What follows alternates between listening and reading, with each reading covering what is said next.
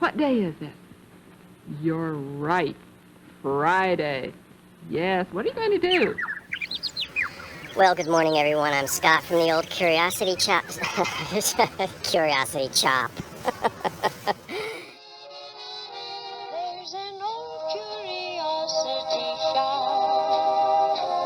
Every once in a while I go by there for the fond recollections that lie there in that old curiosity shop. Curiosity Shop, and good morning, everyone. I'm Scott from the old Curiosity Shop. And guess what I have to do this morning? Something we all love to do every few years. That's get a new driver's license. It's time for my photo ID to be updated. So I'm walking to the driver's license building, which is here in Chinatown. It's the closest one to where I live. I live just a few blocks north of Chinatown. It takes me about 5 minutes to walk over here and to head over to the PennDOT Center. It's about 8:30 in the morning. I hope to get there before there's a tremendous line. And I don't think you can drink any coffee inside. So I'm going to be stopping at a Chinese bakery on my way back and getting a nice cup of coffee and a little piece of Chinese, something sweet, a little confection of some type. Wish me luck, everybody. Driver's license time. I don't know what it is, but it's 89 cents a pound. And those are some big lemons or whatever they are. Let's go.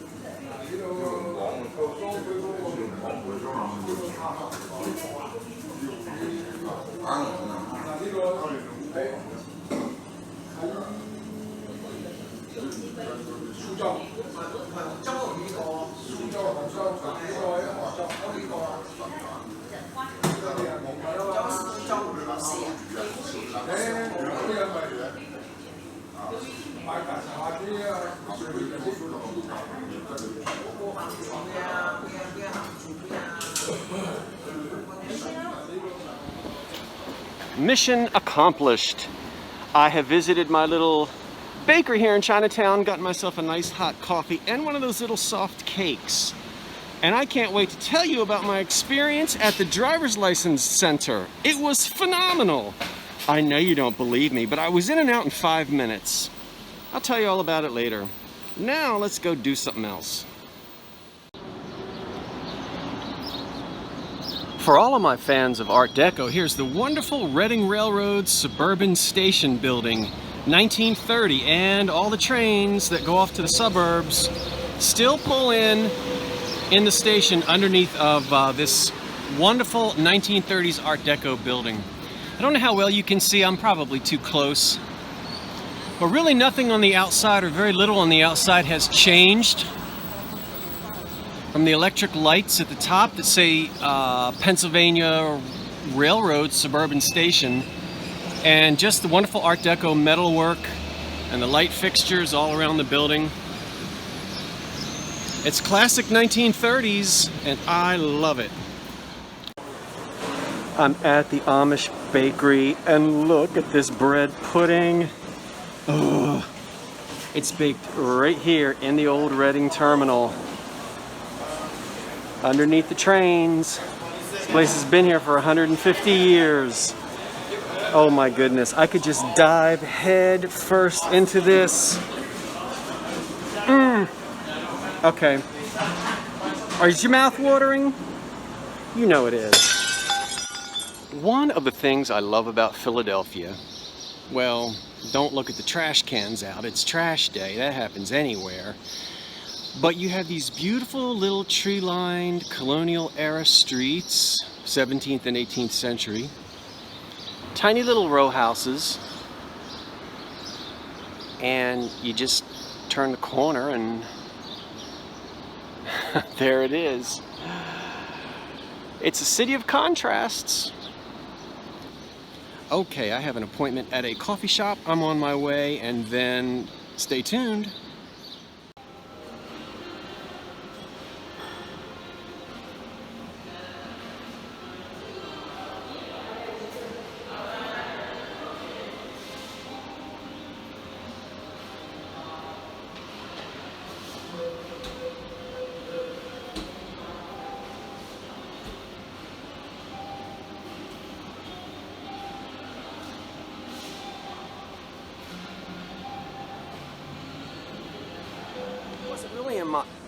It wasn't really my intention to film a porta potty, but I'm on the sidewalk in front of my building on 13th Street. The scaffolding, of course, has been in place for a while because we are having a total roof replacement. Remember a few months ago we had some problems? Well, we've been having problems for years, and it's not a roof repair, it is a roof replacement. And the guys are up there, even on Saturday morning, they're up there at about 6 o'clock. And I'm up on the top of the building. Yes, I live in a penthouse. So the roof is my ceiling and I hear everything. But it's just a part of life.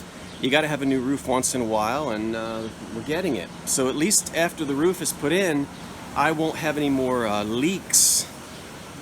Let's get away from that porta potty. This is a pretty typical scene here in the city. You get used to walking under this scaffolding, and it's of course put up to keep the sidewalk and the folks on the sidewalk safe. Okay, just thought you might like to know that. By the way, that is William Penn standing on the top of City Hall. You can just see him if I stick my head out my window, which I don't do very often because once I was pooped on by a pigeon. Boy, that's an angry looking sky. Here come the storm. Look at that, coming in from the west. I better go find my folding accordion rain hat. But anyway, I told you the storm was coming, and here it comes. All right, let me go and grab my umbrella.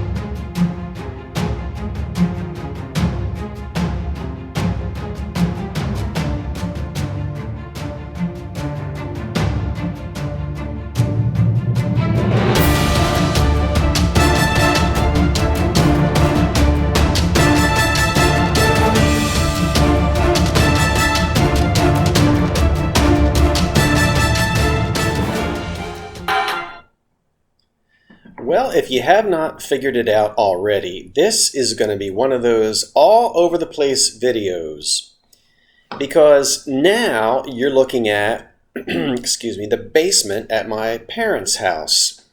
Let me back up and explain. A lot of you have asked me, why don't you sell in a brick and mortar shop, or have you ever been in an antique mall, that kind of thing? Well, the answer is yes. My father and I sold together for many years. In fact, he opened up a spot in an antique shop and sold in it for a few years, and then I joined him as a partner. And of course, that wasn't his career. My father was a structural steel designer, but was a furniture craftsman on the side. He could restore anything and was good at it. He's the one that taught me all the different types of woods and how to figure out what the wood grain was and the best way to either strip it or refinish it or restore it and thus and such. And of course he had all the equipment and could just do anything. He would go to an auction, or we would go to auctions, and not buy the pristine, ready for your house furniture. He'd want something with a broken leg or a missing spindle, that kind of thing. And then we would go and dig around in our old bits and pieces and find a nice old piece of oak or mahogany and put it on a lathe and turn it. And of course, my father would pay maybe $2 for a chair, spend hours and hours and hours working on it, and then, resell it for $3. I'm exaggerating. It wasn't anything that we did to make money off of. It was a joy and a thrill to do it. So, yes, he and I did sell in a shop. Now, we didn't call it a booth. I hear a lot of people say antique booth. I guess there's a regional difference. We did sell in a shop, in an antique store, but all of the individual quote-unquote dealers, they had spaces called shops. And so we never referred to our spot as a booth, but as our own shop within a shop that had several selling in it. Okay, I'm going to show you some pictures of the shop in a minute. I guess I should explain. If you hear any really strange, loud noises, my roof is being replaced. They are right over top of me at this moment, and there's a lot of noise up there. So anything in the backdrop that sounds as if the sky is falling, it literally does feel like it. Okay, so let's talk a minute. So here I am this is the basement. We would lug old furniture down. You see an old roll top desk there with the tambour top, which is all broken. And then there's a Larkin desk behind it. The door is missing and all kinds of problems with that furniture. But that's typical of the kind of old oak furniture we would pick up. Needs lots of work. Lots of work. Now, of course, in the summertime, we could do the work up in the garage. We would pull the cars out of the garage, and you can see here the garage is filled. Now, the desk that you see is the same desk. It was all a mess down in the basement. It's been put all glued back together again, the finish restored. It's a nice old oak roll top with the tambour has been repaired. And then there's a trunk on top of it. We see a couple of mahogany Windsor chairs to the right, and then an old piano stool, and then behind that some nice old early 1920s bedroom furniture, a tall dresser for the tall dresser there with the mirror normally for the man, and then the smaller dresser on the right with the larger mirror. And now a wonderful old filing cabinet. Quarter sawn oak, also, people say tiger oak. Filing cabinet, about 1910 or so, all polished up, ready to go, sitting in the garage, soon to be loaded in the back of the truck and taken to the shop. Love that piece. And then here, still in the garage. Now this is oak. You normally don't find these quote-unquote Chippendale style chairs in oak. They're almost always in mahogany. That's right. But we see, that's the men on the roof. Sorry about that. Let me pause for a moment. Okay, a very unusual find. You almost never find these chairs in oak, but the style was popular even when mahogany and walnut wasn't being used as much, and beautiful old oak. So these date to the turn of the century, and I've got china all set out there on the table, just to give you an idea, with the 4 chairs and the table with the leaves. Now this, I was really proud of this.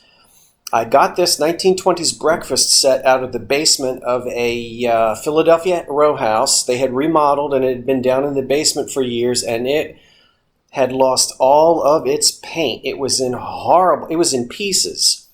And we had to glue it all back together again, and that's all fresh paint, cream and green, just like it would have been circa 1930 as a breakfast nook. I wish I could have kept that or saved it.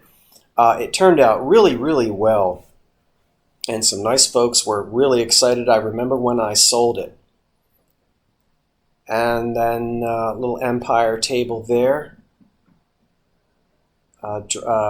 Actually, it's a game table in the Empire style, not from the 20s when we had the revival. This is the old 1840s. This is pre-Civil War, and that hunk of mahogany on the top was one solid piece. You'll have to take my word for it. Now here we are in the shop. There is an oak Victrola. I don't remember the model. I think it's maybe a model 9 or 11, something like that. But you see the price tag hanging on it. Now this is the way my father and I set everything up inside of the retail space. And there's an old slag glass arts and crafts slag glass lamp on a marble top table. Sadly, there are no pictures of me and my father in the shop. And very few pictures of the shop. You see there is our spot. You know I love old radios. That's an old radio from the mid-20s with the speaker on the top of it. In the booth, you can see in the back some other chairs. That's all our spot. That's us again, big old oak. You can see furniture is what I dealt in. Both of us. We had very few pieces of glass or knickknacks. And I know that shade does not belong on that wrought iron lamp, but that's just how we had it displayed. Another radio and a great old needlepoint chair, occasional chair from the 1920s there. Well, okay, everyone. I'm going to leave you now with my favorite old picture of the supervisor. There he is, in good health, asleep on the windowsill in the sunshine as he used to love to do. And a little bit of a change from my normal thrift hauls and shop-alongs. Hey, if you like an occasional vlog like this, let me know. I'll try to do some more. If not, we'll just stick to the vintage and thrifting and what you normally tune in for. I am going to be throwing together Christmas in July. I'm working on it now. Just a few things to pass on to you. I hope to have that up and ready next week. Next Wednesday is July the 1st. It's Friday. I don't know what you're going to get up to. I'm not doing much. I hurt my back, so I'm taking it easy. This is Scott from the Old Curiosity Shop saying thanks for watching and so long for now.